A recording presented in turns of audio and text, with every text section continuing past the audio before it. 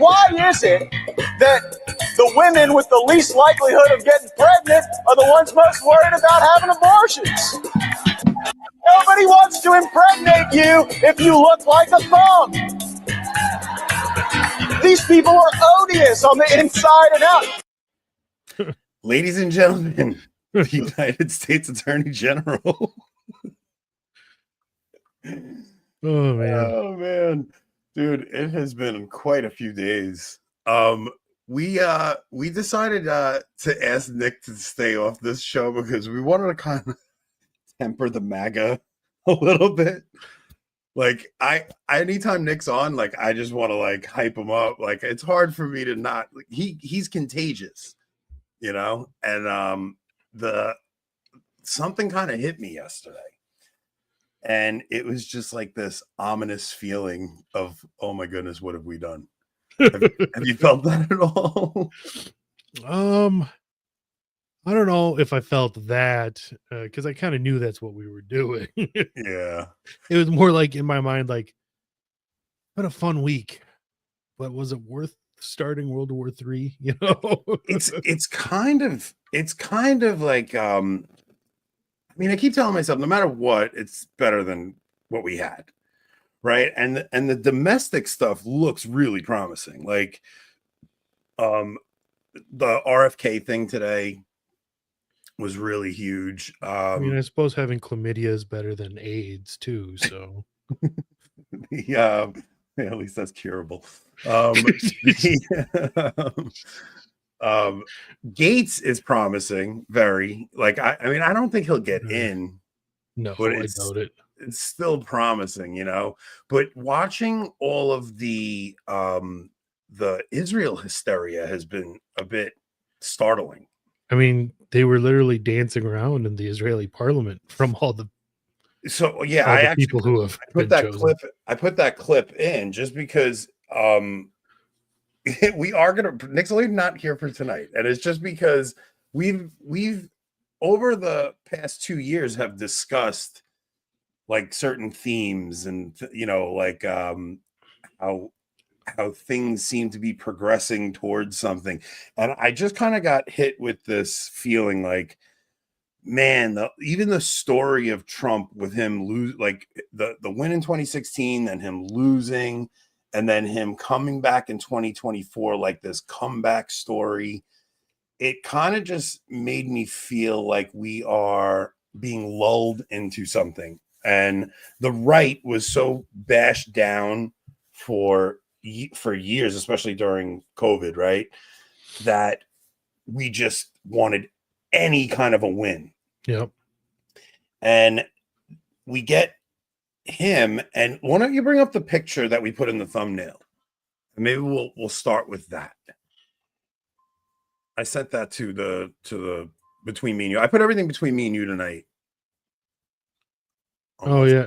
Well, some of it you did send to the show notes too. I switched those over and I sent them over to you. That's why I said like a whole bunch of stuff just now. Let me find the I don't know if you sent it. I know where it is though. I think I just did. I think I just sent it. Sorry, guys. Yeah, I just sent it. It's in there. Between you, like the group of 4 pictures.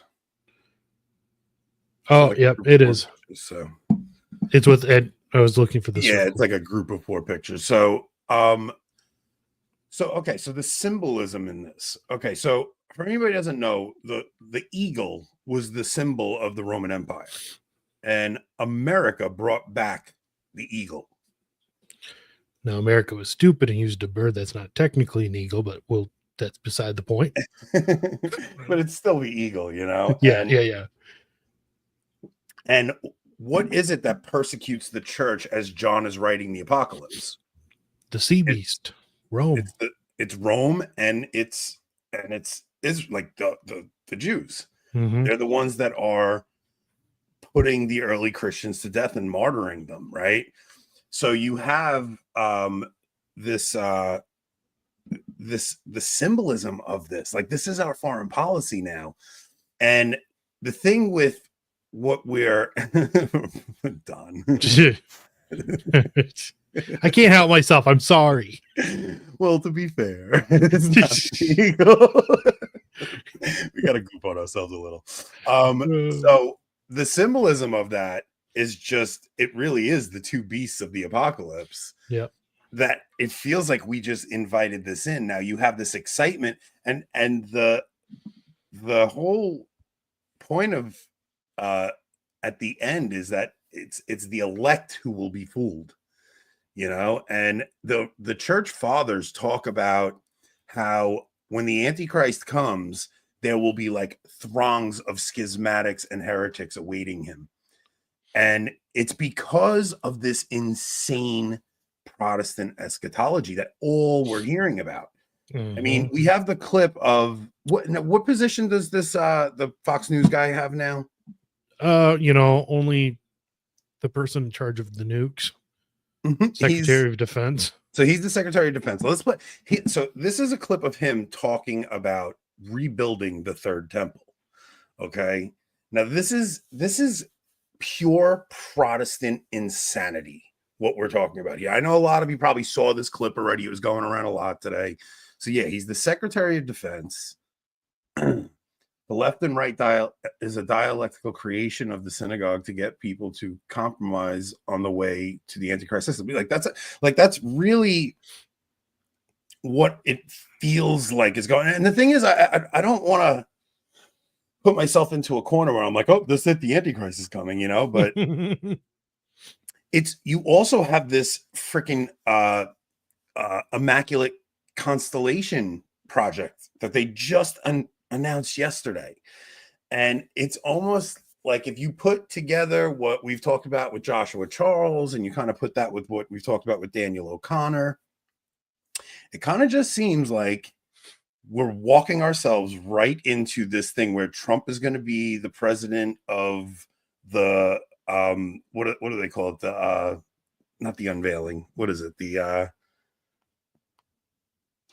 what does Daniel O'Connor call that? Oh, disclosure. The president of disclosure, yeah, right? Yeah. Where he finally discloses the fact that there's always with the phrase non-human intelligence. They never say alien life. Yeah. Like it's never extraterrestrial beings. It's always non-human intelligences. So it gives them this wiggle room, like, oh, these things could have been on Earth long before we are. And even that phrase, non-human intelligence, it's like, just say demon, dude. That's like what you're talking because about. you would never describe, like, aliens were never described that way because they're more than just an intelligence, right? They're an extraterrestrial being, right? Like yes, ET. They don't even say non-human being. Yeah, well, and non-human intelligence isn't implying they're from a separate planet. It could be something on this, like native to this planet. Yeah, so like that's why I think you had my favorite prostitute, or maybe it's because they've made alien an offensive term. It's possible. It's always possible. My favorite prostitute in Congress, Boebert, was saying today, she's like, "Are there underwater cities?" Like things like that. Like that's it's the merman. The merman. So all right, so let's just go through the Third Temple thing real quick. That these lunatics, because it's Mike Huckabee, who's now the ambassador to Israel. Documented intelligence. That's actually great. It's Mike Huckabee who's the ambassador to Israel. You have this new Secretary of Defense. You have Mike Waltz, and even I put a clip of Tulsi Gabbard, and Tulsi Gabbard was coming from the left, and it almost seems like in order for her to get into the Republican spot, she had to change her whole tune. Well, so like Rubio's Catholic, but he's also a Zionist. Yeah. So you have Rubio too. You have probably Kristi Noem, I would imagine. God. To go. Is a high school dropout in undocumented intelligence. I think it does qualify. No, but Sicilian might be non-human. It's non-white, that's for sure.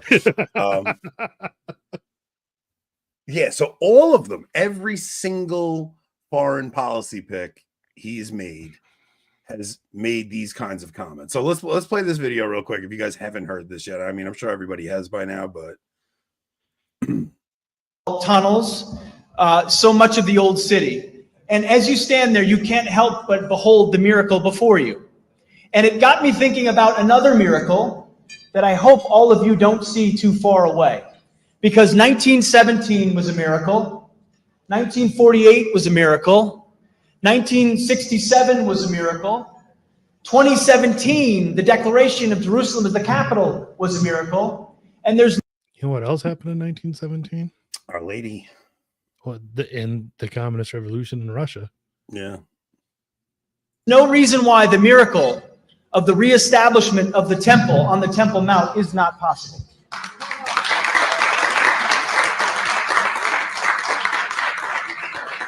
I don't know how it would happen. You don't know how it would happen, but I know that it could happen.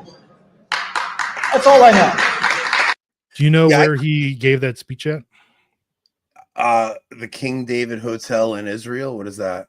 The King David Hotel is where I forget if it was the Irgun or the Lehi, one of the Jewish paramilitaries, detonated one of the world's first car bombs. It was the head of the British occupation, basically, in 1947. So they detonated I don't know if it was a car bomb, now that I think about it, but they detonated a bomb, killing a bunch of British civilians and soldiers and things like that. And they built a hotel there to commemorate it? No, it was a hotel. Oh, it was a hotel. Like the Jews bombed a hotel full of British officials.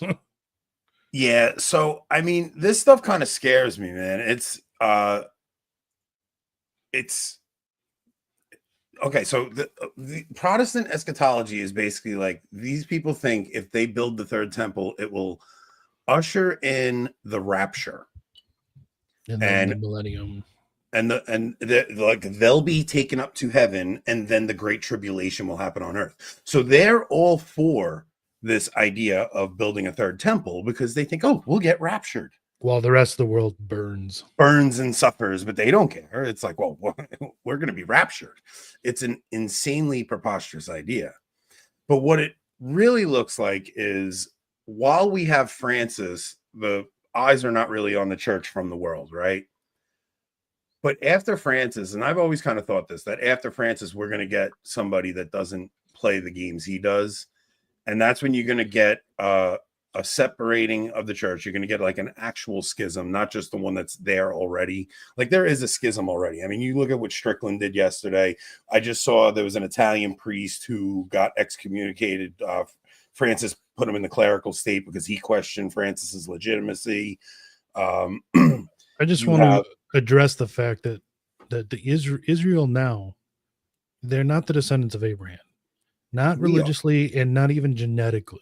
The Palestinians that Israel is ethnically cleansing are genetically the closest people in the world to the people that were in the Holy Land in the first century. The Israelis that are there are largely Eastern Europeans. Like, they have no genetic connection to that land. They have no religious connection to that land. They have no connection to that land at all. Okay, but they are still the Jewish people. And there's something not really. Okay, but there's something to be said about some of the stuff John Paul II and Benedict said, where bear with me here, because I'm not saying what you think I'm saying. Right. No, I'm sure you're not, but so where God doesn't revoke his covenant, right? That to us sounds like, that's crazy. You're making it like there's a dual covenant out right now. No. The old covenant had promises and curses, right? Now, when they fail to follow the Messiah when he comes, the curses come upon them. They are still under those old covenant curses. And I think part of why they still remain a people is because they are still a people under those old covenant curses. That so in a way, that's the only way to kind of make sense of what John Paul II said there. God doesn't revoke his covenant, right? And then Benedict made some comments saying about how, a people who are dispersed throughout the world the way they were after the destruction of the temple, for the fact that they still have an identity as a people, like there is something providential about that. And providential in an eschatological format, like to the end of time, there will be this mass conversion of Jews, because they are still a people and they are still under the covenant curses until they convert. right? So now because they were unfaithful to the covenant. So it's this would have been a good one to get Father Maudsley on for. I just lost that. Like, because I'm not a theologian, and this is just kind of how I see that scenario, right? So the other thing is, I'm trying to, by saying this on here, temper my own Schadenfreude. Like, I have been glorying in the left's outrage. Like, it's so fun. Yeah, that's still fun no matter what, right? But it's dangerous, right? Yeah, like, it is. It is dangerous. Like, there's a reason that word exists, that Schadenfreude. Like, when you glory in somebody else's demise, it is some kind hilarious of connection. How you pronounce German better than Italian. But okay, so I had a few people text me like, dude, you gotta chill, you know. So when I get those texts, I'm like, all right, man. You get those texts all the time though about everything. I know, but I always think about them when people send them to me. It's something to think about. Like, I have to trust that, because I'm so desensitized to the things I'm saying. If somebody shoots me a text, like, all right, chill out a little bit. You mean about the serious question? Well, that one's yeah. Oh, maybe we should discuss. Well, I want to save the Aiken discussion for Nick. And yeah. I think we're gonna do that Tuesday. We should see if Christian wants to come on for that, since he's initiated it. He's discussing that tonight. But yeah, it's just, is he doing that with Aiken? No, I thought he was. He said I'm on with Aiken, that's and I saw that. I clicked it, and he's not on with Aiken. Yeah. He's just. But yeah, so so yesterday I kind of had this feeling of like tempering down my excitement about the Trump presidency because of all of the Zionism I'm seeing. Mm-hmm. And it's not, look, it was to be expected. Like I mean, we had Trump wearing a yarmulke 3 days before the election. He was, praying with Jews, and he kept promising them. They gave him $100 million, and $100 million comes with favors attached to it. So, but play the clip of the Israel News. Israel News put this clip at, it's I-24, Israeli 24-hour news. And this clip was just like, whoa. Oh, yeah, I see it. Yeah, this is just Israeli 24-hour news. I mean, we have CNN, Fox News, and MSNBC already, so...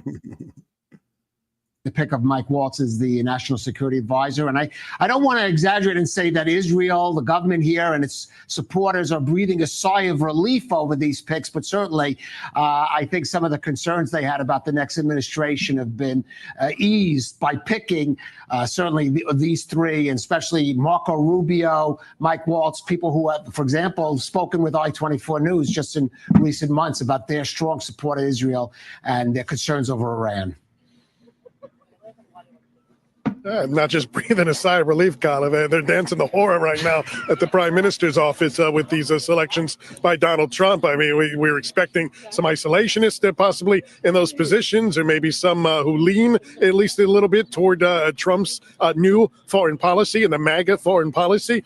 Hasn't been that case at all. I mean, Rubio and Mike Waltz are in the mold of old school Republicans on policy, both pro-Israel stalwarts to the hilt. They'll challenge anybody who views the situation otherwise. I mean, you couldn't have selected two better picks, I think, if you're sitting in the prime minister's office right now. And Elise Stefanik will be a firebrand at the United Nations. She already told Isaac Herzog in a meeting this morning that she'll have Israel's back there. And we didn't expect otherwise, but always good to hear that if you're within the Israeli government in a very problematic institution like the UN. By the way, Marco Rubio told us last Tuesday at Donald Trump's watch party on election night that he would, with the Republicans taking over the Senate, not knowing then that he would be nominated likely for Secretary of State, he said that the Republican Senate should take up defunding more UN agencies that he feels are either in cahoots with Hamas or turn a blind eye to those terror organizations that operate in Gaza and elsewhere. Now, look, it's like, it's just, we thought we were voting for America first and isolationism. Like, that's That's what we were sold, right? Like we were At sold least peace. we hoped. Like we were told, okay, I'll end the thing in Ukraine before I even take office. Like I'll put an end to the Ukraine war before I take office. That was what he said. He went to the Muslim community and he said, we'll have peace between Israel and Hamas. Now, the thing is, he's making all these picks. It still does come down to Trump. Like it does. It still comes down to Trump and Trump's negotiating skills. And he does have an like a keen sense to, like, he kind of knows the people don't like. One of the things he was so admired for was that he got us into no new wars. Mm-hmm. Now he's got these wars that they started before he got in there that he told us he would put an end to. So I mean, this idea of having because here's why Israel is so different from any other lobby. Because if you're in the Ukraine lobby, you have to register as a foreign lobby, and they have to, so that's why all those, and they can't fund and donate the same way a domestic lobby can. Right. So now all like Tim Pool and all those guys, they all got in trouble because there was Russian influence paying these guys. So remember that whole thing that just went down a couple months ago? Yeah. Like all the Tenet, it was Tenet Media. All those guys got in trouble because that money was Russian money, and they were trying to put together a Russian media organization within the U.S. Now, if you're lobbying on behalf of Ukraine, you have to register as, and the reason they got in trouble is for not registering as a foreign entity and doing it properly through the right channels. They tried to make it look like it was coming from, the US within the United States. Yeah. Now, the thing with the Israel lobby is all of these people have dual citizenship.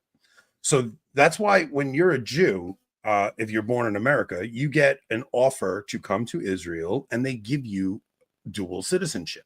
Like every Jew gets this opportunity to have dual citizenship with Israel and America. So now, because you're an American citizen, you don't have to register as a foreign lobby, and you're able to do things in a much different way.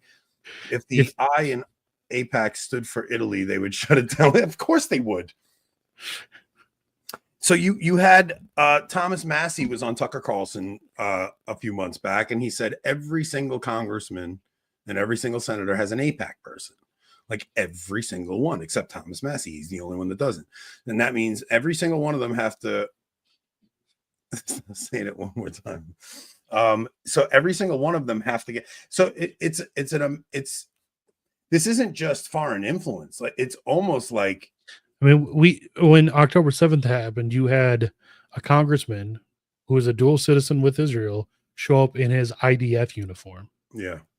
How do we allow that here in the United States? Like you have a congressman showing his loyalty to another foreign nation. So it's like we'll say things like Israel is our greatest ally.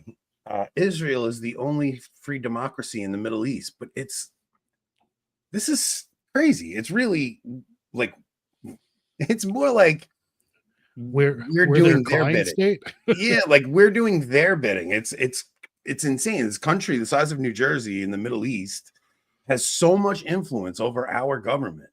And it's so a state that would not exist without our support. Oh, of course not. Yeah, they need, I mean, we fund everything for them. And it's a scary thing when you think about it, man. This isn't just on the face of it, just when you think about what that is, it's funny how much less power this statement has, at least to me now, than it did like 10 years ago. Like now it's like, so what if they're a democracy? Why do I care? Yeah.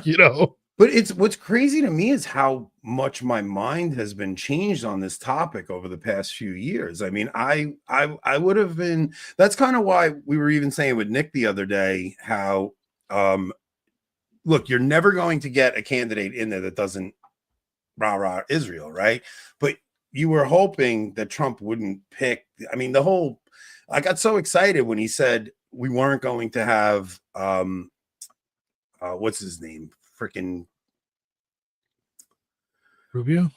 No, the freaking guy that was in list, Mike Pompeo and Nikki Haley. He was like, oh, no Mike Pompeo, no Nikki Haley. And I was like, oh, wow, we're going to maybe get a shot at no neocons. and he wound up going with people that are these people are literally the descendants of Dick Cheney. Like, they are the students of Dick Cheney. On Trump, do you guys think the Jack Posobiec, Charlie Kirk types on Twitter, well, those accounts paid propaganda for Trump, and that it is possibly a Zionist operation to call Trump base but ignore the Zionism? I don't think it's anything like that. I don't think we have to. That's like what Ripperger says with demons, right? The Jews aren't under every rock. No, and not just that. I think that Charlie Kirk is just a dispensationalist. And even if he's not that, they're just following the money, and I don't mean like money from Jewish organizations. I mean their audience. Right? They want a bigger audience. Yeah. And being against Israel right now in the Republican Party is not a winning proposition. No, it's not. Like, we really are in the minority even talking about this. Yeah. Like, it is a very small minority of people that are even willing to talk about this and not go the EMJ and Fuentes route where it's just, the Jews. Like, that's not what we're doing. No. You know, we're just actually trying to see this for what it is. But Charlie Kirk he's a dispensation. I mean, he is. These people all bring up, what is it? Yeah, leave it. Leave that. Don't even put that on screen. They're not under every rock. So somebody like Charlie Kirk, they always go back to that Bible verse it's like he who goes against Israel goes against me, and he who supports Israel supports me. And it's like that's not speaking about modern day Israel. It's just not. Like, the church is the new Israel. When you go through the first century, there's a schism. The first Christians are Jews. You have it's not Gentiles right away. It's the Jews. Peter's first sermon in the book of Acts, he preaches to the Jews. And the first gospel was written specifically to the Jews. That's why Jesus says you first go to the Jew and then the Greek, right? Like, throughout, and that's what Paul does. Paul goes every city he goes to the synagogue first and preaches to the Jews first, because salvation is for them, to them, through them. And then when they don't accept it, he goes then to the Gentiles. So that original church is Jewish, and there's a schism, and half of them become Christian and half of them reject the Messiah. That half that reject the Messiah put up their last battle in the temple, and they put up their last stand, and they think they're going to have their Maccabean moment, and they don't. Rome destroys the temple, right? And they get dispersed throughout the lands. And you go to Matthew 24, where Jesus talks about not one stone will stand on top of the other. On those days, thank God God mercifully makes the days shorter so that less people will die. Like, if you really go through Matthew 24, it's just prophecy of the destruction of the temple and the curse that comes upon the Jewish people. I think it's coming no matter what, because I think what you're seeing is in our own church, you're seeing a kind of typological fulfillment of what happened back then. You're seeing an unfaithful hierarchy that is turning away from God right now. And I think that the next pope is going to change that. And that's when I think you're going to see that symbolism of the Roman eagle and the Jewish star, the two beasts, turn. We saw how close we were to like extremely draconian, anti-Semitic laws being implemented after October 7th. Like, what does what's her name have? Kristi Noem. What department is she? Homeland Security. And she wants to put a nationwide ban on anti-Semitism. Like, that's that's not even foreign policy, that's domestic policy. That's scary.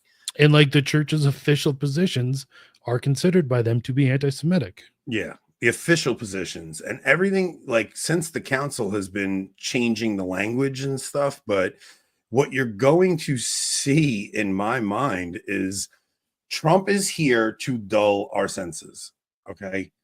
And he's here because you think about what they did in his first term, and because they were so against every single thing he did, we just defended every crazy thing he did.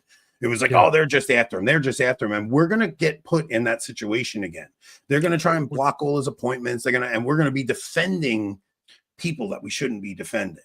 Even the Mac Gaetz. You're seeing it like right now on Twitter and other places. You're seeing any criticism of these picks is like, well, you would have had it worse under, Kamala, or, it's sorry, but we can be critical of this stuff. Let's go with Matt Gaetz, right?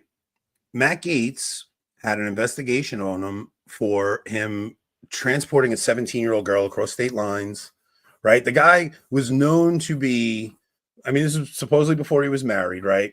Mm-hmm. Known to be a scumbag. Like he just was. He was just a sleazebag.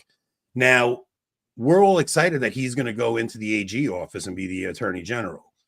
But a guy like him, they have dirt on him. Like they're going to be able to manipulate and blackmail a guy like that. Like these people have access to everything he's ever done on his phone.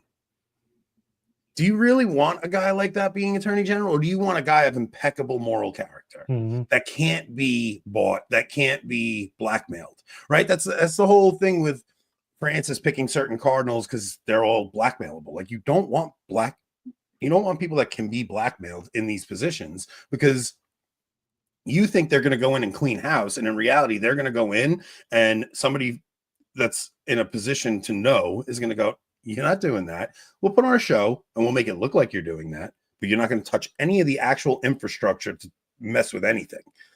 Like you're gonna do exactly what we say." You think about the second impeachment of Trump towards the end of his last presidency. They prevented Trump from pardoning people like Snowden and Julian Assange with that second impeachment, right? So Mitch McConnell goes to Trump and they go, "Look, we got the second impeachment hanging over your head. We'll convict you. If we convict you, you'll never be able to run again. You'll never." So they even had this sort of Damocles hanging over the head of Trump in his first term towards the end of his term, when he could have actually, when he was in that lame duck session after he lost, he could have done some crazy things with pardons and stuff like that. And instead he kind of just had to sit back because he wanted to have his comeback tour in 4 years. And even the comeback tour, man, it seemed very easy. Like it just went off without a hitch. Like it was just like I would think about how I was on election night. I was just waiting for them to bring in the vote in the middle of the night, and none of that happened. Like it was almost like, let it happen. Let them get in this comeback story. We'll be and the conservatives are going to be so excited that we're getting rid of the woke.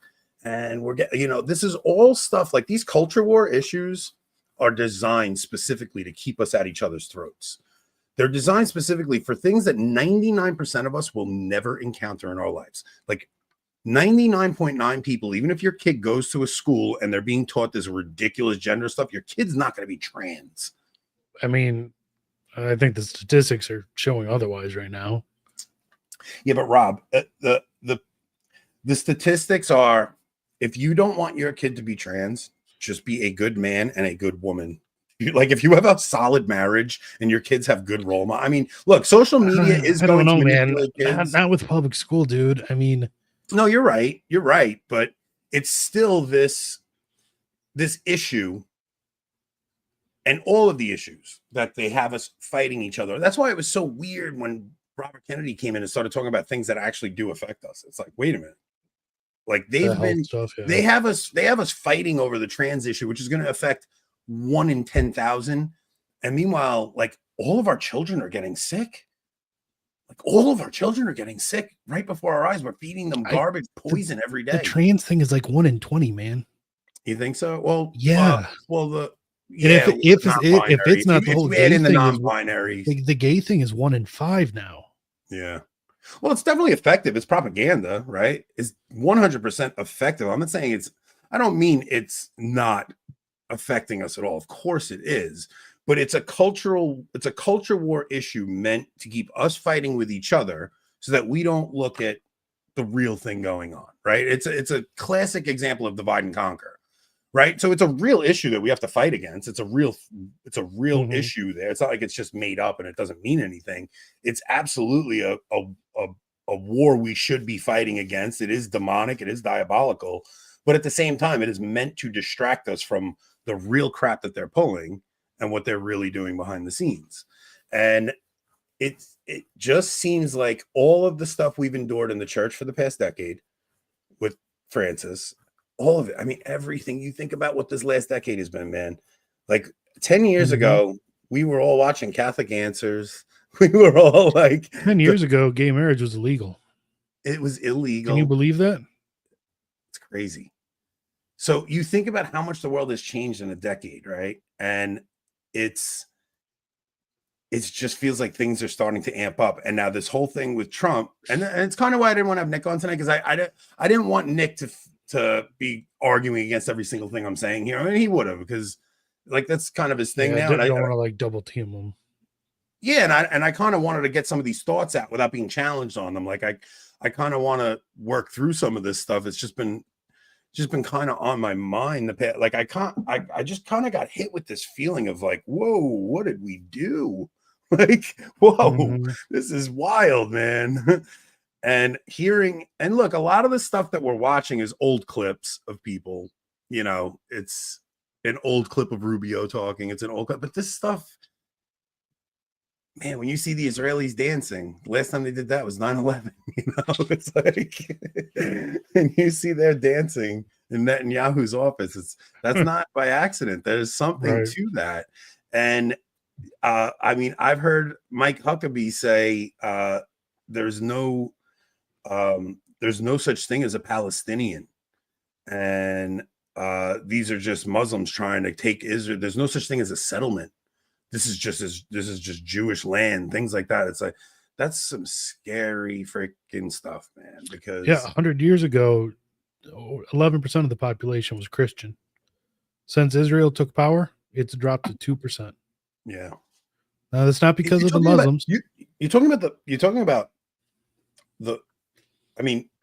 Damascus. This is where Paul has his conversion. This is where you're talking about.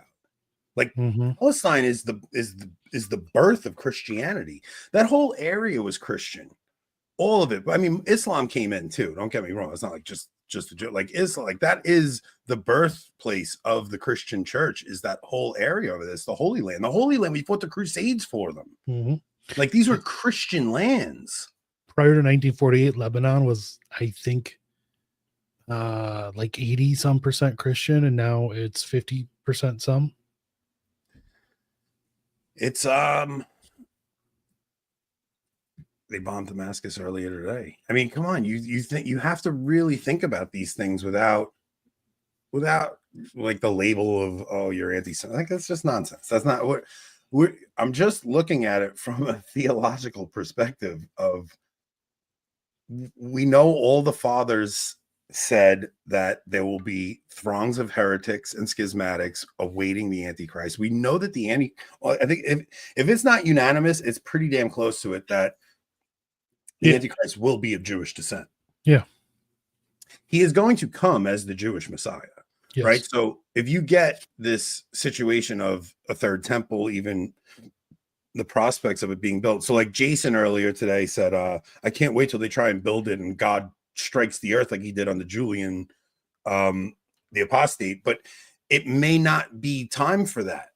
Like it may be time for God's wrath where he allows it to be built and he allows this Antichrist to sit in his temple and claim to be God. And even if it's not that time yet and God doesn't allow it to be built, an attempt like that is still going to start massive violence throughout the whole world. Like they, you know what I mean? Like even if it's not the end, it's going to be nasty.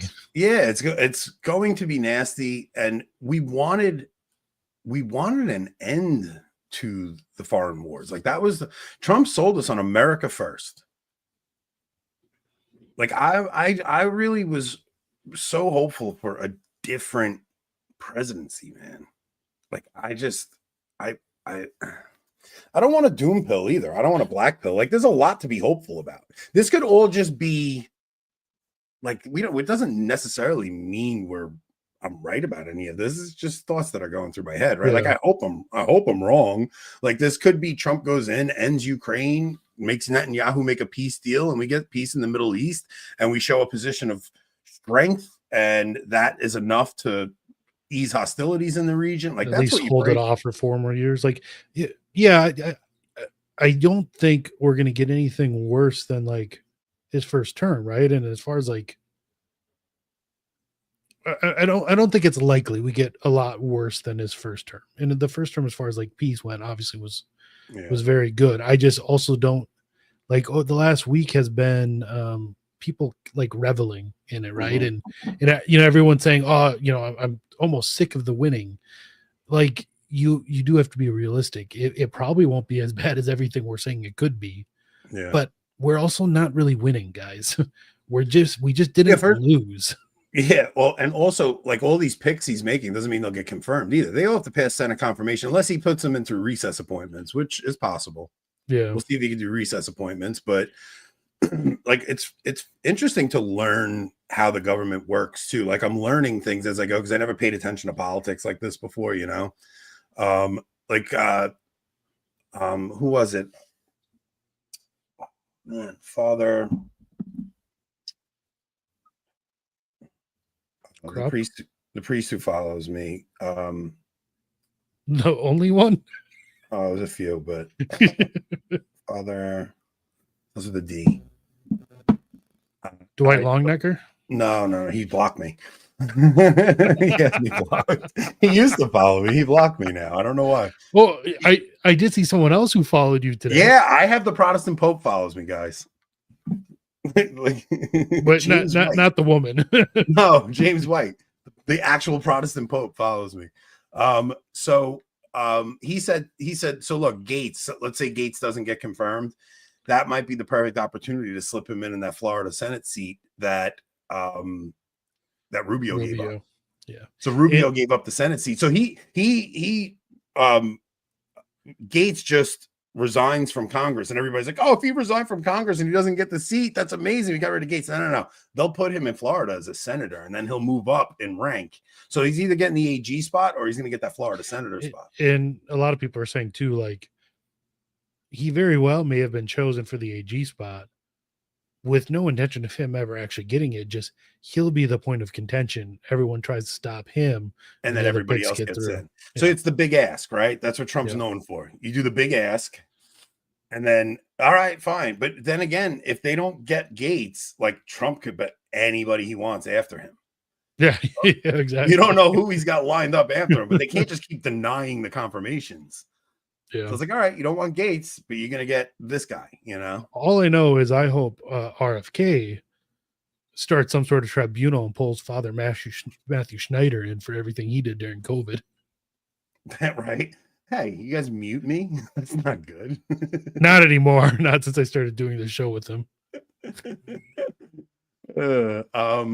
Yeah, so the Father Schneider thing is actually amazing. He's panicking over RFK, and he's like, he's going to eviscerate public trust, and he's going to eviscerate trust in public health. It's like, we lived through 2020, man. We have no more trust. Like that's public health. The trust is eviscerated from 2020. I will never have faith in a doctor again. I just never. But learning that they all just went along with it, not one of them gave any kind of critical thought and told you maybe you shouldn't get this. Every doctor was pushing it. It was crazy. So I think there's a chance that RFK could restore trust in public health if he does certain things. Good, yeah. You're mean to me. Molly mutes me all the time. There was a period there. She was not a fan of you. I know. She did not watch the show. I know. I've been I tempered my Protestant trolling for a while, and then I started it up again yesterday. Like I really wasn't going at them too much, and then I started posting Joyce Meyer's pictures. Then you go after Francis. Well, not you didn't go after Francis, but you say something about Strickland and James White follows you all of a sudden. No, that was Aiken. Because I said serious question, is Aiken still Catholic? And then James White goes, wait, Eric rips into you and James White follows you. It's amazing. But even the Aiken thing, man, like we can touch it a little bit. Like what he said is just so ridiculous. You want to just play the clip of what he said real quick? Yeah. I'll send it to you. We'll play it's a short clip. I cut it down. I'll send it. We are going to save this full discussion for when Nick's here, but what it'll give me a chance to look through some stuff regarding it. I don't even because I'm not a theologian, so all right, it should be in there. I'm not a theologian, and I understand what Jimmy's saying. It's like, well, the church didn't dogmatically pronounce this thing, but just listen to what he actually says. And my point is, what the hell good comes from saying something? There's no scenario. It's not a Catholic sentiment. Not in any sense whatsoever. It's just let's just play it real quick. Let's see. You asked, do you have to believe that she's sinless throughout the rest of her life? Well, the church does teach that she remained sinless because she didn't have original sin. She remained sinless, unlike Adam and Eve. They were also born immaculate, but they went on to sin. Mary did not. She made better decisions than Adam and Eve. That's the church's teaching. The church teaches she did not go on to sin. She didn't have personal sin. But it hadn't infallibly defined that.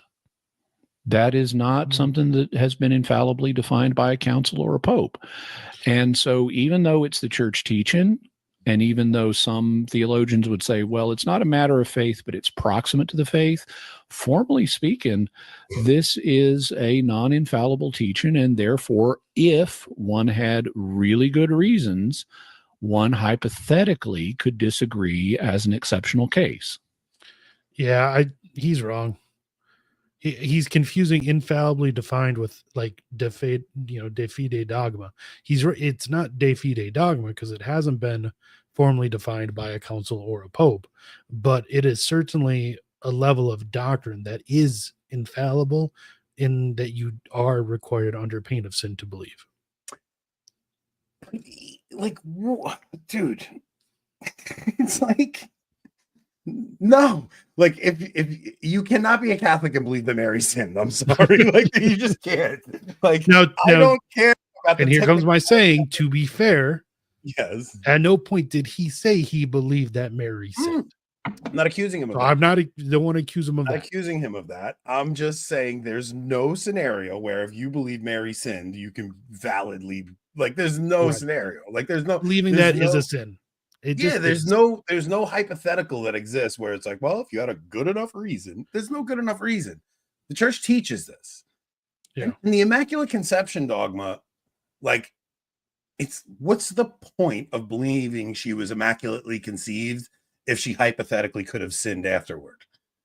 It's like preposterous. Would she have been assumed if she had sinned afterwards? That too. The assumption that she had to be perfect and required no purgatory whatsoever. Right. She was just assumed into heaven because she was perfect. It's just a ridiculous thing to say. Like, what did you think? You think you're not going to catch grief for? Like you said, even if it were to be technically correct, and it's not, I don't believe. Why say it? It does no good. Yeah. He's talking to a Protestant. He should have just said, no, you have to believe that. If you want to be Catholic, like, this is the church teaches this. And part of being Catholic is accepting the teachings of the church. Like, you're assenting. There's a lot of things that we don't necessarily understand. You know, what I find funny is he'll say that about something the church has taught for 2,000 years. You know, he'll tell a Protestant, you don't technically have to believe this. But then he and others will go completely out of their way to tell you why you have to believe that everything Pope Francis says is actual teaching of the church and isn't heresy or error of some sort. Yeah, we're living in strange times, guys. It's like, and that was my conversation with James White. So James White, if I can find that conversation, was pretty cordial. Yeah, you were polite, which is weird. I was very polite. I called him Mr. White. Let me see. I'll find it. Let me see.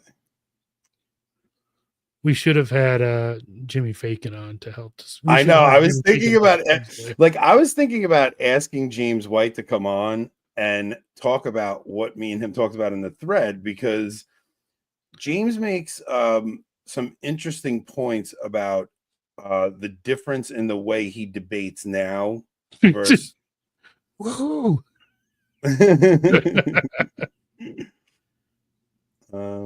Crap, man, I have so many responses to stupid someone says that they were cheery before this podcast. No, listen, I don't want to dampen everybody's mood either. I really don't. Like, I'm still pretty like pumped about what's coming. Like, I'm just the thing is, I want to make sure that especially for the people that watch our show regularly, like we really do have to be on guard. And we can't just be rah-rah everything Trump does. We have to be sober, and we have to pay attention to what's going on, because like the elect will be fooled. And I don't ever look, that's not a light thing to say. Like to say the elect will be fooled, right? Like this is kind of that would be great. Moon and white on the same that show. Would be great. So I am still excited about the things that are happening, but I just want to make sure that we temper our excitement and not just defend everything Trump does at all costs, because he's like, MAGA is a cult. You got to make sure you don't. Yeah. You don't want to be in the MAGA cult, man. Like it's like we could be very optimistic about the prospects of what's coming, but we also have to be like, okay, listen. We described on Tuesday the Groypers in America First as a cult of personality under Fuentes, and how that's dangerous. Well, the same thing goes for it goes for anything, but it goes for, like you said, it goes for MAGA too. And we have to recognize, like, we, at least, those of us who voted for Trump, we elected a pro-choice president. Yeah. We said we would never do it. Now, we can all say we had good reasons for doing it, but we did it. And now we have to hold them to account, or the Republican Party will never be pro-life again. You want to know one thing that gave me hope during Trump's campaigning? Because he always wanted to take credit for Operation Warp Speed. And anytime he would bring it up and talk about, well, we brought the vaccine faster, he would get booed. Yeah. Like by his own, it was like, I was happy to see that people still booed him on that, because I don't think he realizes how much of a losing topic that was. We were furious with what they put us through, and he gave them the tools to put us through what they did. Now, a couple of things happened in the Supreme Court that I don't think they'll have, like OSHA won't be able to mandate another vaccine because of what happened in the Supreme Court with, I don't remember what the case name is, Chevron. One lady just won $1.2 million. Yep. And you hope that happens across the board. Like, and part of me was hoping I would get fired when I said I'm not taking that thing. Part of me, like, I was like, because I knew a time would come where I'd be able to get my vengeance. I mean, it would have been difficult at the time, but it would have been like, you know how fast the channel would have grown initially if you had it would have if I got fired. That's true. We'd be out of this stupid subscriber rut. Speaking of which, if you aren't already, please like and subscribe. Yeah. Because we have been stuck between 14 and 15,000 for so freaking long. I can't believe I cannot believe we are not at 15,000 yet. Like, we're 60 subscribers away from 15,000. You really hope starting the beef with a religious hippie would help, and it helped for like 2 days. It did. And subscriber numbers dropped back down again. They dropped right back down. We are out of the algorithm, man. And then you pissed off the Groypers, and we lost subscribers. Lost subscribers from the Groypers. I don't know why. I figured it was a balanced conversation because you guys were against it, but I like the Groypers. I don't know. I thought it would be more like them arguing against you and Nick and not grouping us all together in that conversation. A lot of their criticism was like that. It seems like we never watch Nick, and I'll be honest, I never have. Yeah, and I never intend to, and it's not really because of anything personal. It's just I have kids. There's a lot of like, if I'm gonna watch something, it's gonna be something else. Like, just to be honest. So the only criticism I have against Nick Fuentes and America First and stuff is honestly just the way I see Groypers acting online. Yeah, it's not of Nick, it's of them. What does Kale mean by this? Too many people overcommitted to Tim Gordon. I don't know. Oh, I got you. Oh, yeah, no, Tim would have me on anytime.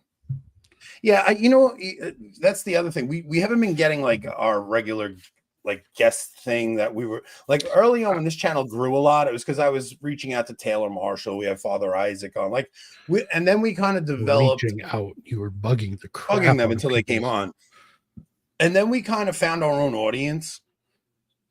And once you find your own audience, it's like then you could develop your own show and your own.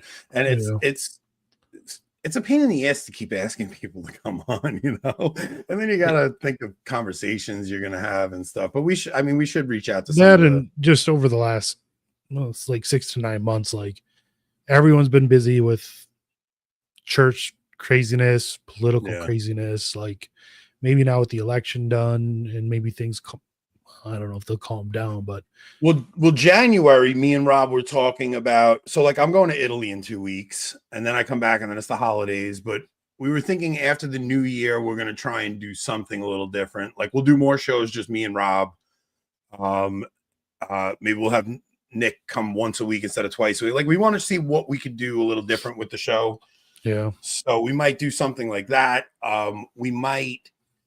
And it would be nice to do something more, do things that are maybe a little bit more substantial, you know, theological. Like not just topical. Like it get like the following chasing the news stuff. Like you do grow your channel typically with that stuff. Like if you have a good news story that everybody wants to tune into, that's when you get a lot of subscribers. Like you just do. You're like, if there's nothing major going on in the news, and I really think everybody's kind of church fed up with the church stuff. Like I have no desire. Like when I saw Strickland gave that talk, and I'm like really, we're still on this? Like didn't we go over this 6 months ago?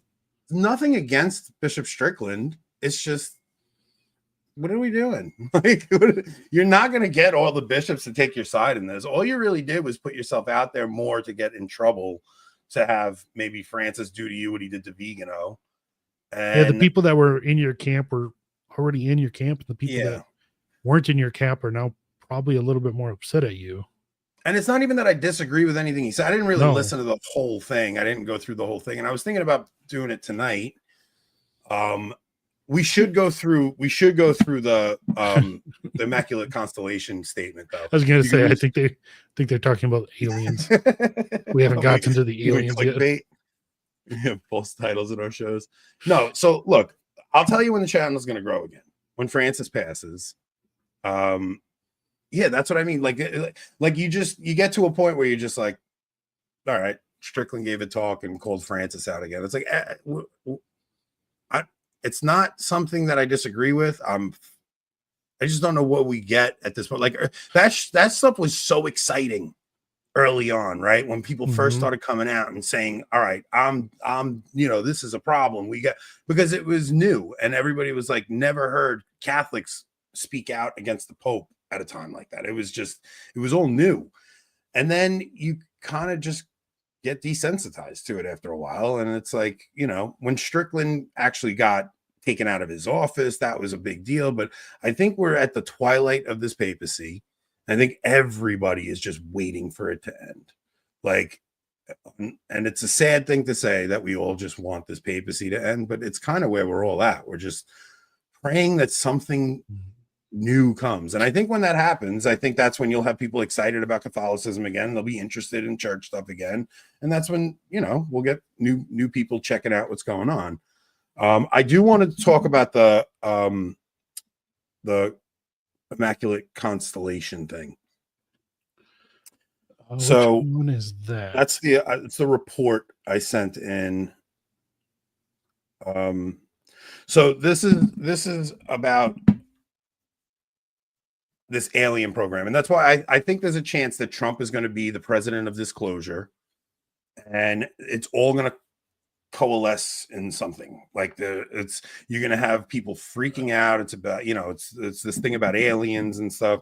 So we're not going to go through the whole document, but I want to read some of the conclusions. So at the bottom, it's not even way at the bottom. All right, so the first section has a conclusion. So in conclusion, Immaculate Constellation shows that the United States government is not only aware of UAPs and TUOs. TUOs are technologies what the heck? They say it right at the beginning. Technologies of unknown origin. Once again, it doesn't say alien technology. Unknown origin, right? So in conclusion, Immaculate Constellation shows that the United States government is not only aware of UAPs, which is unidentified aerial phenomena, and TUOs, which is technology of unknown origin, but also foreign state efforts to replicate them and their capabilities. So that means reverse technology. So like the government has captured these things and are trying to reverse engineer them. The data within Immaculate Constellation reveals the capacity of the U.S. Armed Services and military intelligence community to detect, track, identify, and engage anomalous transmedium platforms. Immaculate Constellation also demonstrates the extant capability to detect, quarantine, and transfer UAP and RV collection incidents before they are observed and circulated within the military intelligence enterprise, partially explaining why many otherwise cleared members of the military and IC are aware of UAP activities. Finally, the existence of Immaculate Constellation provides verifiable evidence of the witting participation by elements of the U.S. Armed Services, Defense Civil Services, and the intelligence community in a global surveillance and reconnaissance mission tasked with monitoring UAPs, ARVs, and RVs. So that's the end of section 1. Imagery intelligence, and then there's a final conclusion at the bottom that I want to go to. What the heck is that conclusion at the bottom? Should be all the way at the end. The official disclosure of the existence of non-human intelligences and their presence on Earth is a pivotal moment in human history. The nature of this information is of such incomparable relevance to the public good that it demands to be shared. Some may object and say that disclosure at this time poses too many risks. To them, it must be said that we will never be able to predict how individuals, families, communities, and nations will react to revelations of such magnitude. Moving forward, we must guard against the lure of authoritarian solutions justified by expediency and appeals to national security. The good in humanity will always triumph through time, and it is in moments of crisis that our capacities for achieving the extraordinary are discovered. Be not afraid. This stuff is scary, man, because look at the language they're using too. Be not afraid. It's so bizarre, the language they use. Even when they're like this, they had another. Did you see that Latin at the bottom? Veritas per fidem, truth through faith. Like it's a religion. This is Project Blue Book stuff, man. Like this is using an alien, like all this stuff could come together at once, man. You get your Jewish Messiah coming at the same time the UAP disclosure comes, and you have, oh man, this stuff could easily happen soon. At the beginning, they call the UAP transmedium platforms. Like that suggests like other dimensions, such as demons. Like everything they're saying really, yeah.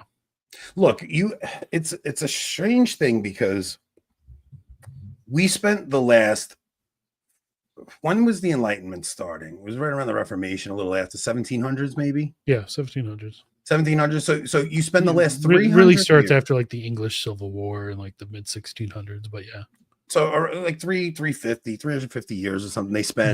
Blue Beam, not Blue Book. Oh, Blue Beam. Blue Book is where you get your car prices. Well, no, wasn't Operation Blue Book is the Blue Book prices on your car when you're selling a used car. Yeah, I think there might have been an earlier Operation Blue Book too, but anyways. So yeah, Operation Blue Beam. But they spent using space or zooming around protecting me. Yo. Oh my gosh. Our freaking audience. Blue Book is real too. Yeah, okay, yeah. Look that up while I'm talking because you're gonna keep bringing up comments and I'm gonna get thrown off. Look up Project Blue Book, whatever the heck that was. So we spent the last 350 years. So Blue Book was basically the project that Roswell happened under. It was from like 47 to 69 was Blue Book. Okay. And then Blue Beam is actually faking a messianic figure. It's using like projection or holograms AI, or something. Holograms, AI things to fake either an alien invasion or fake the coming of the Messiah, things like that. So we now what do you expect? You expect us to prepare? Like be ready for this stuff? Come on. They spent the last 350 years trying to convince everyone that the material world is all that existed, right? That all of the religious stuff we were doing is superstitious. Not even the material world. Like rationalism is that even what you can't trust even what you see or feel. Like you can only trust what's in your own mind. Isn't that more postmodernism though? No, that's I don't rationalism. That's rationalism. Yeah. Yeah. So, I mean, but they still spent like the past 350 years trying to convince us that all of our religious stuff is just superstitious nonsense and there's nothing else beyond this life. And there are no non-human intelligences. What we have is what you see. That's it. And every culture before that had this space to deal with non-human intelligences. Like every single culture. That's when this show started getting interesting. Like we just replayed the Danielic Mystery series, right? Mm-hmm. You just replayed it, and a lot of people heard that for the first time because the comments were going nuts for it. They were like, "This is exactly what I needed after the election. This was so good." But that is when this channel started digging into some of that stuff and just talking about ancient civilizations. That's when I watched that stupid ancient aliens thing, ancient apocalypse thing. When you come back, like after Christmas, we should do at least a short series review of the new season of Ancient Apocalypse. Yeah, just for the heck of it. Maybe get Michael Hitchborn on. Yeah, for that one. So Todd just sent me a photo. You know Aleister Crowley, the occultist, right? Yeah. So in 1918, he supposedly channeled an entity and then drew it. So this is a drawing from Aleister Crowley from 1918, before any of the UFO Roswell stuff started. Yeah, before the Roswell stuff. Like that looks exactly like all these so-called definitely gray aliens. Definitely. So I mean they went Molly, that's kind of why we want to make sure we do solo shows a little more, because Rob has a tendency to not like jump in and talk over anyone. So if it's just a conversation between me and Rob, it's just like it'll be a conversation between me and Rob. And like anytime I saw the other night when even when we had Murray on, like you were, by the end of the show you were just like, just get me the hell out of here. I don't even want to be here. So, I mean, it had nothing to do with Murray. It's just the more people get involved, it's like, I just check out. Yeah, you're not one to jump in. No. It's more like a response if we're having a direct conversation, but you don't like talking over people and stuff. I get it. So Tyler, I do plan on doing readings for Advent from Bishop Jacques Bossuet, the same priest I did readings from Lent from too. So is it the same book? No, different book, but same. It's sermons from Bishop Jacques Bossuet. Yeah. Yeah. So, all right. So they spent all this time trying to convince us that there are no non-human intelligences, that's all superstitious nonsense, that, they had the Salem witch trials and that was just more superstition and things like that. And now when you come into our modern age, we replace what we did with our religion, where you're looking towards angels and praying to saints. Like there's something about saints that I think most of us don't catch. But when we talked to Josh Charles about it, he talked about how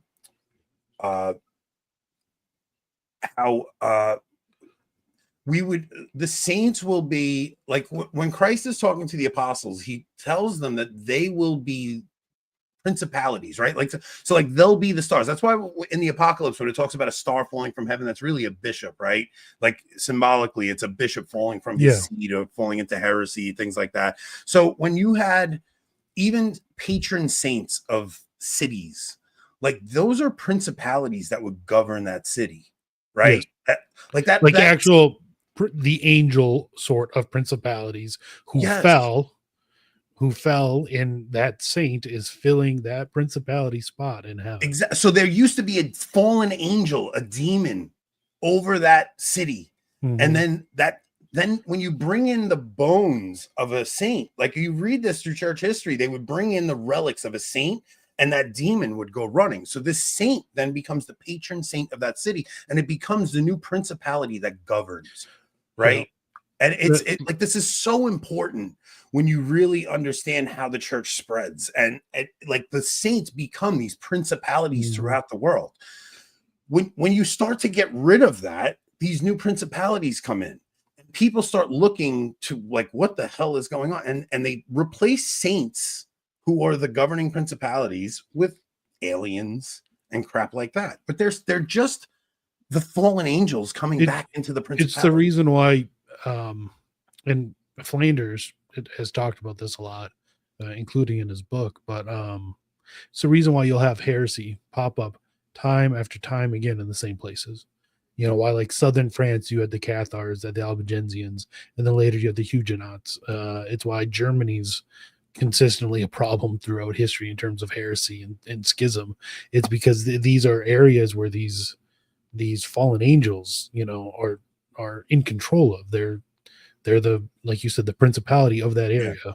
And they're just wildly successful compared to others, or, you know, they're... Read St. Paul. What does St. Paul say? He says, we're not up against the flesh. We're up against principalities and powers. And Molly, there's a reason Steve gave up his religion, but he knows there's still something like this stuff is inexplicable. There has to be some. So he just replaced one principality with another.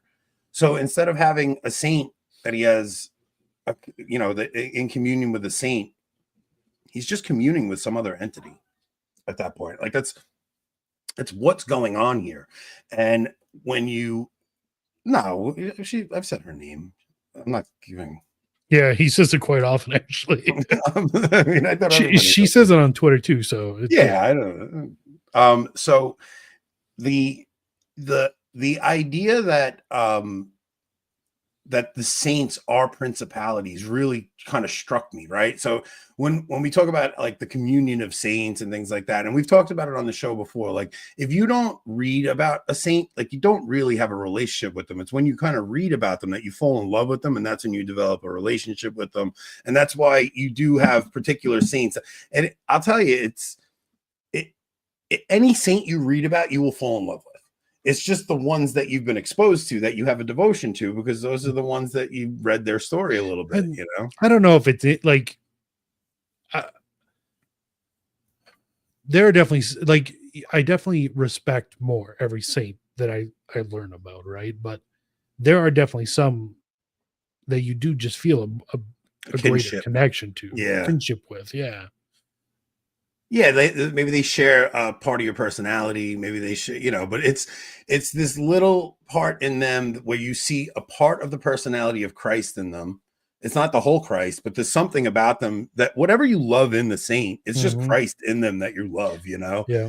It's not, but it's interesting to see the particulars of Christ play out in a human being, because they highlight a different aspect of Christ that you might not even pick up in the gospel. Because you kind of get desensitized to the gospel story from reading it, and you think you know the story. This is from the first half of the episode, but Cliff asked, would we rather have the Jews in charge of the holy sites or the Palestinians?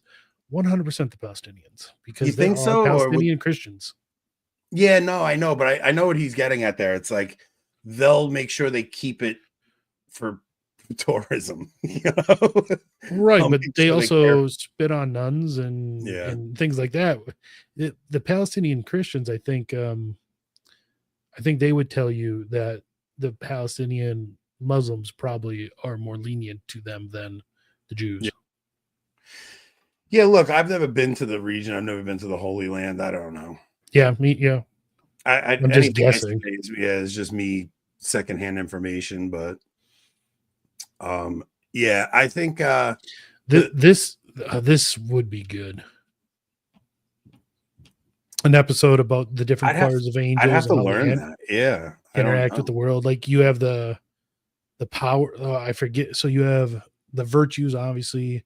Like the powers, I think they're the ones that literally move the stars and the planets. Yeah, that would be a good episode.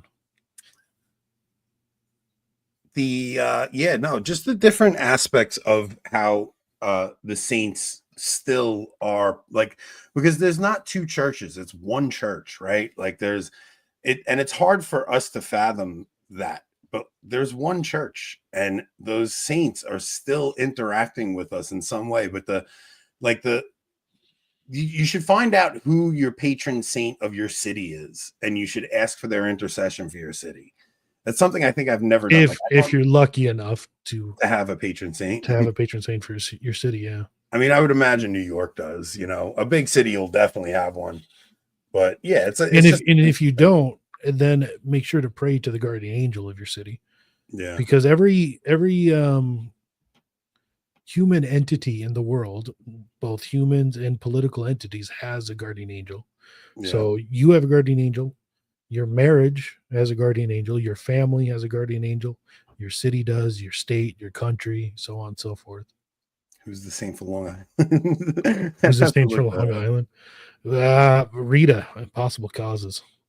I heard Taylor say something about why St. Jude is the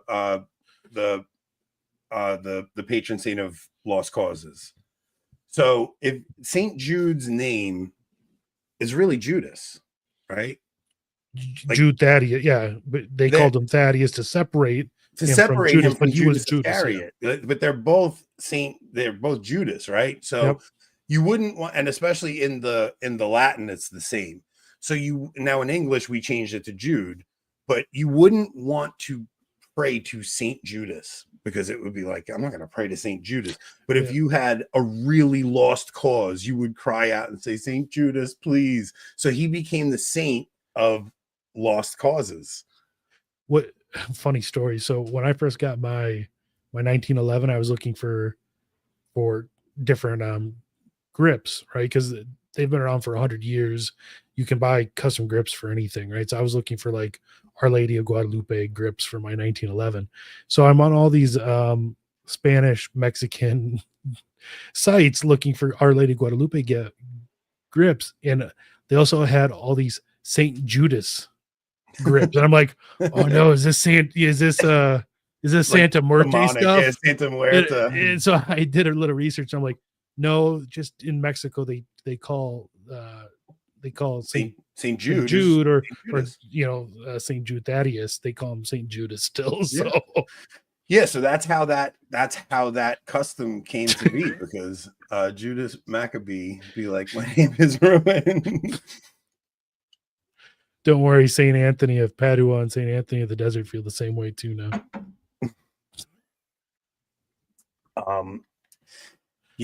Let's see. We got a couple other things in the we won't end it yet. We're not going to do locals tonight though, but let's see what else we got in the You sent a lot. I did. I sent a lot. What else we got here? We got that priest that got excommunicated. Yeah. Want to do that one? Let's do that, because this one's pretty ruthless. Is Francis the anti-pope priest? This one's ruthless, what Francis did here. He didn't just it's kind of ruthless what he did here. Is Francis the anti-pope Cesare priest Ferdinando Maria Cornet torpedoed? Pope Francis dismisses Fernando Maria Cornet from the clerical state. At this point, former parish priest of the churches of San Donato and San Sisto and Cesare, and he does so with a communication in which he speaks of a supreme and unappealable decision and of crimes against the faith. In his place, the Reverend Don Antonio Canu is appointed as announced by the Archbishop's Chancellery, with whom the priests of Cotolengo, already operating in the historic center, will collaborate, as well as other priests present in the pastoral district. The Archbishop of Cesare invites the diocesan community, as stated in the note from the Chancellery, to pray for the unity of the church, keeping in mind that Christians, in addition to the blood bond and belonging to the common human family, have God as their father and the church as their only mother, and are part of the same body of Christ, of which they are members. The members of Christ must not be in conflict with each other. All those who form his body must each carry out their own office, so that there are no divisions in the body, but unity, and members are solicitous for one another. That's St. Augustine. Yeah, so he wrote, Cornet is the author of a book entitled Habemus Antipapam, in which he poses a series of questions related to the figure of Benedict XVI. And among these, he also wonders about the consequences if Francis were to be judged an antipope. So he didn't even come out and say Francis is an antipope. He posed a series of questions saying, what if a future pope declares him an antipope? Or what if he is an antipope? Now there's no mercy shown to someone in that position. And to give him an unappealable decision. Like they didn't even bring him before and excommunicate him, hoping he'll come back into communion. They just, right? Rupnik is still, I mean, what happened to that investigation they supposedly started with Rupnik? I mean, that's really, this is the priority. That's why, like, when I saw that, it made me think of Strickland and Strickland coming out. So I actually had another one about, did Strickland just, let's go through that, because that's the pillar. Did Strickland do a schism? So while the U.S. bishops met in Baltimore Wednesday, Bishop Strickland prayed outside their conference hotel along with 24 Catholics who had come to the city harbor to support him. Supporters held flags and Marian statues and signs attesting to their love for the former diocesan bishop of Tyler, who was removed from office last year after escalating criticism of Francis, in which the bishop said the pontiff was responsible for undermining the Catholic faith.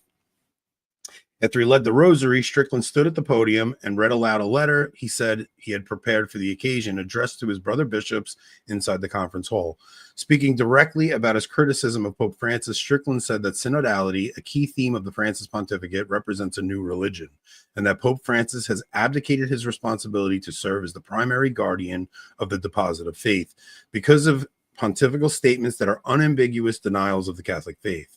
The text was fiery, even while Strickland read it with a steady, even cadence pronounced carefully in his East Texas drawl. Strickland's letter challenged bishops to profess their own love of our Lord by speaking out against Francis.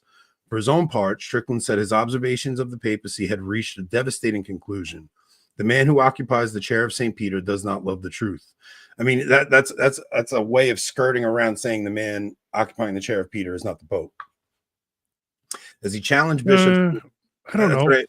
It sounds like depends on if Strickland believes that a pope can or cannot be a heretic, which is kind of an open question. As he challenged bishops to oppose the Pope, Strickland's assessment was direct. Francis no longer teaches the Catholic faith, he said. Souls are at stake. It was that remark that Francis no longer teaches the faith which generated the most attention on social media as video of Strickland's reading began to surface. Some Catholics immediately labeled it as a kind of schism or a form of sedevacantism and suggested it might lead to Strickland's excommunication. But among canon lawyers, while Strickland's remarks were certainly beyond the ordinary rhetoric of a Catholic bishop, it is not all clear they amount to the canonical crime of a schism, which carries with it a latae sententia excommunication.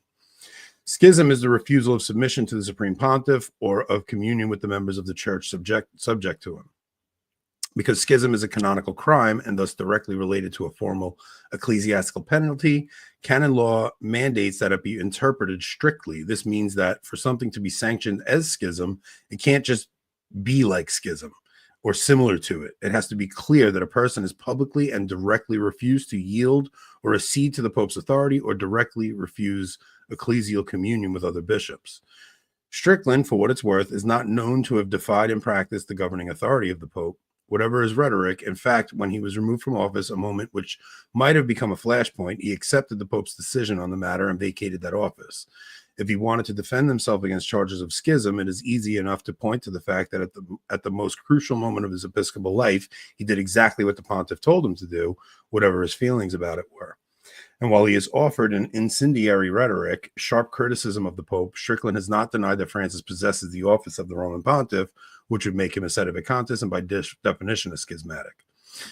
So, yeah, I guess that line that I brought up saved him. Like, it wasn't whether his conclusion is that Francis is not the Pope, he didn't say it. It is possible to be excommunicated for schism. That happened to Archbishop Carlo Maria Vigano this year. Yeah, I just don't know. Like, I love Strickland, man. I think he's a man of deep faith. I think he's heartbroken at what he's seeing right now. I think he's in the same position a lot of us are.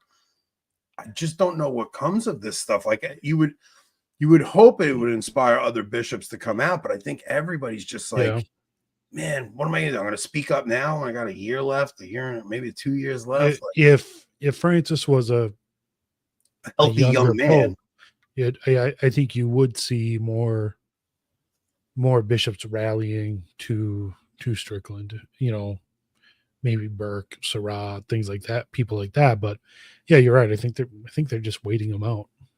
I think that's where everyone is at. I think they're all just like, look, like how long could Francis have left? Dude, he could have a decade left. Yeah, you never know. He could have a decade left. Like, what will the church do with another decade of Francis? Like more synods? I don't even want to imagine. What happens to synodality after he leaves? I think the next pope just totally trashes it and just goes, this is never, like, what is this nonsense? This experiment. I hope so. I mean, not even like. Oof, that's a rough thought. It's possible. Thought. I know it is. 5 more years. 4 or 5 more years. Yeah, it wouldn't surprise me, honestly. Man. Oh. Yeah, Don's right. What do you think? I'm going to be really sick of this freaking podcast, but we will really have to come up with some, like, well, that's why I thought the James White conversation was interesting, because we have to bring back trivia. James White's like, I'm having debates with Catholics now, and it's a totally different thing. Like he'd rather debate a sedevacantists, because at least sedevacantists are arguing the Catholic faith that was always there. What he's dealing with now of people like with these wishy-washy statements on Francis is just, oh my goodness. It's really demoralizing to be an apologist for a religion that technically doesn't exist. Like the Catholicism we all believe. It's like what the church teaches now. I almost feel like Redeemed Zoomer who quit Protestant apologetics. It's like, let's just pick up Catholic apologetics next pope. Yeah, it's why we're gonna have the Catholic Answers conversation, right? It's like, what do you even do with this stuff at this point, man? Like, I know when I dig into the ancient faith, I'm enamored with it. I'm in love with it. And I'm like, this is the most amazing thing ever. But when you compare it to what's happening now, it's just, but the thing with that priest that got he laicized to the clerical state. Yeah, I was going to say, like, wasn't excommunicated. He just lost his faculties completely, I guess. But, the thing with the statement, the Augustine statement, like the church must be undivided. Like, that's why I don't leave and just declare Francis that, like, first of all, who the hell am I? But like, I stay in communion with the church, because, like, how do you not? Like, I don't know. I don't know how you don't stay in communion with the church. I don't know anything else. Yeah. Yeah. I know what I was like when I wasn't receiving the sacrament. Yeah, and even to go to like a chapel or yeah. something, like I can't see myself ever doing that. There's no no independent chapel anywhere near me, so that would mean going without the sacraments. Yeah. And I know I can't do that. So yeah, I'll never understand the sedes that don't go to mass. Like, how do you embody the Catholic faith without the sacraments? Like, I understand in an extreme dire circumstances, like what the Japanese Catholics had to endure when they had no priests and stuff, but to not go to the sacraments because I don't know how I would do that. I don't know. Even if you're at least going once a month, if it's a far trek, if it's a 2-3 hour drive, like at least going once a month seems like it's a necessity. You can't just not go to mass. Like, you'll lose your faith without the sacraments. Rob keeps picking his nose. Your mic's muted.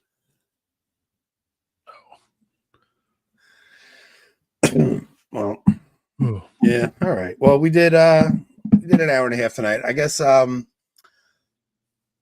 Yeah. So those are my thoughts on Trump, man. I guess we'll wrap up with that. Like, I'm still hopefully optimistic. I'm just also like cautiously optimistic at this point. Like I'm not, the excitement of the actual election has died down for me a little bit. And I'm kind of just looking at this stuff and saying, okay, we just have to be measured and careful. Yeah, and I'm worried about world events. I'm very worried about world events. Well, this is inspiring. No, it was just, I don't know, man. Like, I don't know. I hope that things get better. I hope they do get rid of a lot of the woke stuff. I think woke is pretty much dead at this point. I think that that's